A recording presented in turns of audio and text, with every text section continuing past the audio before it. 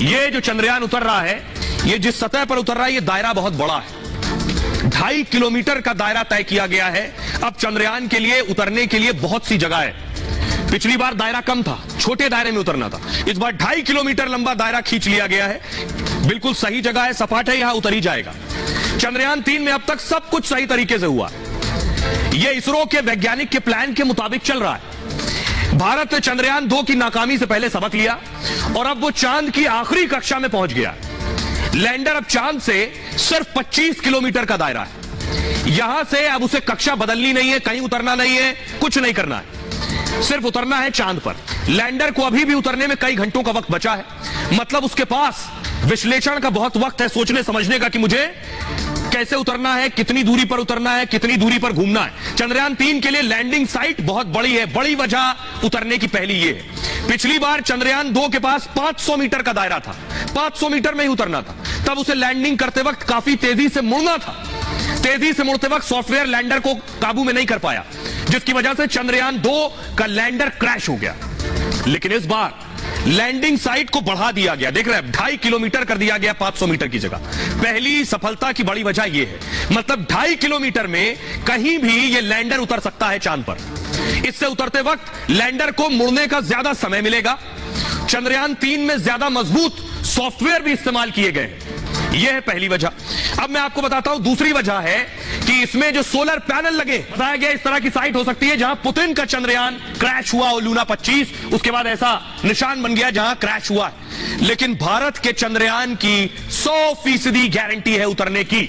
जो चंद्रयान भारत से इसरो ने छोड़ा और चांद के चक्कर लगा रहा है चंद्रयान, अभी वो उतरेगा ही उतरेगा। ये क्यों कहा जा रहा है, कौन दावा कर रहा है, अगली तस्वीर दिखाइए। चंद्रयान ने आज एक तस्वीर भेजी है, ये जो आप देख रहे हैं, बाकायदा वक्त बताया है 1 दिन 22 घंटे और कुछ सेकंड्स, 37 मिनट 45 सेकंड। 1 दिन 22 घंटे 37 मिनट और 45 सेकंड आप देख रहे हैं। ये चंद्रयान की जो इसरो से आपको तस्वीर मिल रही है, ये वो पेज है इसरो का। अब आपको दिखाने जा रहा हूं मैं अगली तस्वीर कि आखिर ये जो आप देख रहे हैं चक्कर लगा रहा है चांद के चारों तरफ चंद्रयान। वैज्ञानिक सिर्फ 25 किलोमीटर दूर है चंद्रयान चांद से, और वैज्ञानिक कह रहे हैं रूस का मिशन बेशक फ्लॉप हो गया हो, लेकिन भारत को जो लैंडर है वो अब कुछ भी हो जाए चांद की सतह पर उतरेगा ही उतरेगा। ये रिपोर्ट देखिए, फिर आपको बताऊंगा आखिर ऐसा क्यों कहा जा रहा है।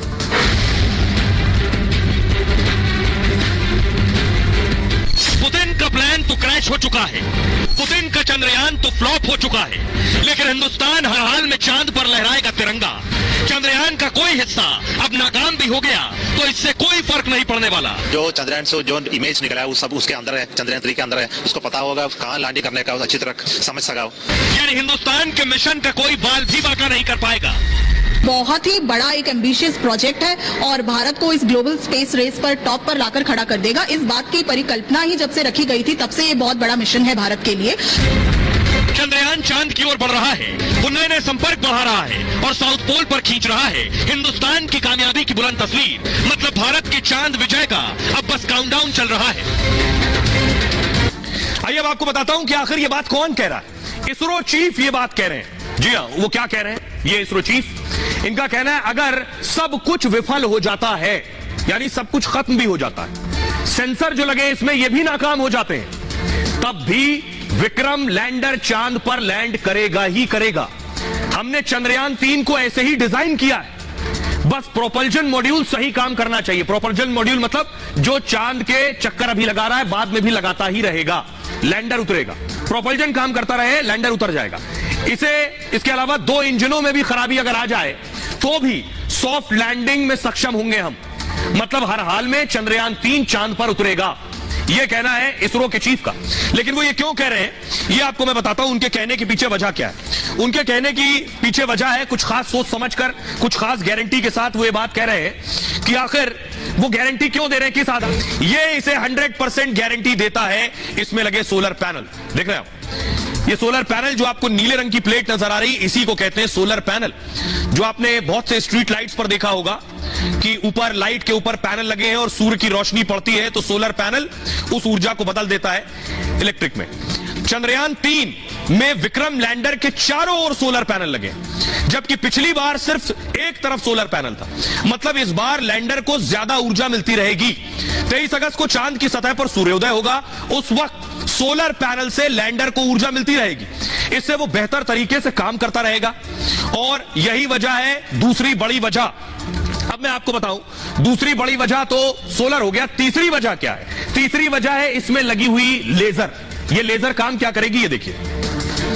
ये जो ग्राफिक्स मैं आपको दिखाने जा रहा हूं, ये आप देख रहे हैं, चंद्रयान आपको घूमता नजर आ रहा है चांद के चारों तरफ कक्षा में, लेकिन इसमें लेजर लाइट लगी है जो सीधी चांद पर पड़ेगी। अब देखिए लेजर लाइट क्या करेगी, ये देख रहे हैं, ये ग्रीन लाइट निकली है, ये चांद पर ग्रीन लाइट जो गई, इसका खास काम है। ये ग्रीन लाइट मान लीजिए लेजर, मैं आपको उदाहरण की तरह बता रहा हूं, गड्ढे पर पड़ी तो ये चांद को बताएगी कि आखिर लाइट कैसे पड़ रही है, तो सतह कैसी है, कितनी दूर तक लेजर जा रही है, ये बताएगी सतह कैसी है। जो लाल रोशनी आप देख रहे हैं, इससे दूरी का पता चलेगा कितनी दूरी। चंद्रयान 3 में लगे खास यंत्र भी कामयाबी की गारंटी देते हैं। इसमें लेजर डॉपलर वेलोसिटीमीटर लगा है, जिसे आप LDV कहते हैं। चांद की सतह पर उतरते समय यह 3D लेजर फेंकेगा चांद पर। यह लेजर जमीन से टकराकर वापस LDV तक पहुंचेगी और बताएगी कि सतह कैसी है, उबड़ खाबड़ है या समतल है। इस बार लैंडर में लेजर अल्टीमीटर सेंसर भी लगा है। जो लाल रेज आप देख रहे हैं, यह लेजर किरणों के जरिए ऊंचाई मापता है। चांद पर उतरने में लैंडर को सटीक जानकारी देगा। यह है तीसरी बड़ी वजह। अब मैं आपको बताने जा रहा हूं चौथी बड़ी वजह क्या है, जिससे फायदा होगा। जो खास कैमरे लगे हैं, वो खास कैमरे तस्वीर भी भेज रहे हैं, देख रहे हैं। ये अलग हुआ प्रोपल्जन और लैंडर। अब देखिए ये तस्वीर खींचेगा, ये खींची तस्वीर, और इधर इसरो पर देखिए तस्वीरें आ रही हैं। इधर चंद्रयान तस्वीर ले रहा है और इधर इसरो पर तस्वीरें आ रही हैं। इंडियन रिसर्च स्पेस ऑर्गेनाइजेशन पर तस्वीरें पहुंच रही हैं। यही काम करेगा ये खास कैमरा जो इसमें लगा है। चंद्रयान 3 के लैंडर में हाईटेक कैमरे लगे हुए हैं और laser hazard detection and avoidance कैमरे से लैस है। देख रहे हैं, फ्लैश चमक रहा है और इधर तस्वीर आ रही है। LHDAC कैमरा सुरक्षित लैंडिंग स्थल की पहचान करते हैं कि कहां उतरा जाए। मतलब इनसे पता चलता है कि बड़े पत्थर या खाई तो नहीं है कहीं, क्योंकि खाई या बड़े पत्थर में गया तो नुकसान हो सकता है। चांद की सतह पर उतरने में ये बहुत अहम जानकारी देंगे। ऊपर से हमारा प्रोपल्जन, जो ये प्रोपल्जन आप देख रहे हैं, ये प्रोपल्जन क्या करेगा, जो चांद के चारों तरफ घूम रहा है, ये सटीक काम कर रहा है अभी। मतलब कोई गलती होती है तो ये प्रोपल्जन काम करेगा। इससे फायदा मिलेगा इस प्रोपल्जन से। प्रोपल्जन इसरो के वैज्ञानिकों से भी सीधा जुड़ा हुआ है, इसलिए वैज्ञानिकों को इस बार चंद्रयान के लैंडिंग का पूरा भरोसा है। यह है चंद्रयान के 100% उतरने की पूरी गारंटी, जो खुद इसरो के चीफ ने दी है। हमारे साथ खास मेहमान जुड़ रहे हैं, वैज्ञानिक हमारे साथ जुड़ रहे हैं। सृजन पाल जी, कैसे हैं आप? मेरा सवाल आपसे यह है कि हम बता रहे हैं कि 100% गारंटी है, इसरो चीफ भी कह रहे हैं 100% गारंटी। आप जरा बताइए कि क्यों यह माना जाए कि 100% चंद्रयान लैंडर जो है चांद पर उतर जाएगा? इसरो प्रमुख डॉक्टर सोमनाथ ने जो दावा किया है कि अगर कुछ सिस्टम्स फेल हो जाएं तो भी चंद्रयान 3 सक्सेसफुली लैंड करेगा, उसके पीछे कई कारण है। पहला कारण तो यह है कि हमने सिस्टम में इतनी स्ट्रेंथ और इतनी रिडंडेंसी बनाई है कि अगर 4 की जगह 2 इंजन भी चलें तो भी हम चंद्रयान 3 को सक्सेसफुली लैंड कर सकते हैं। दूसरी जो हमने चीज करी है वो है चंद्रयान 2। चंद्रयान 2 जिसको कुछ लोग बोलते हैं कि पार्शियल सफलता थी, एक्चुअली जो उसका ऑर्बिटर है वो अभी भी चंद्रमा की कक्षा में घूम रहा है। मतलब ये कि अगर चंद्रयान 3 का जो कम्युनिकेशन सिस्टम है उसमें कुछ फॉल्ट आता है, कुछ प्रॉब्लम आती है, तो चंद्रयान 2 का जो ऑर्बिटर है वो भी चंद्रयान 3 को लैंड करने में मदद पहुंचा सकता है। तीसरी बात यह है कि हमने चंद्रयान 3 में जो फ्यूल है वो ज्यादा लेके गए, जिसकी वजह से अगर बाद में लास्ट मोमेंट पर भी उसको कुछ आगे पीछे जाकर के कुछ नई जगह लैंड करना हुआ तो वो आराम से ये बात कर सकता है। और जो दायरा है लैंड करने का, जो पहले ½ किलोमीटर बाय ½ किलोमीटर का था, अब 4 किलोमीटर बाय 2.5 किलोमीटर का कर दिया, यानी कई गुना बढ़ा दिया है। तो वो कहीं पर भी लैंड कर सकता है, वो जगह ज्यादा है उसके पास लैंड करने के लिए। बड़ी बात कह रहे हैं सृजन पाल जी, जो बात हमने आपको बताई कि उतरने का दायरा 2.5 किलोमीटर है, यानी ज्यादा जगह उतर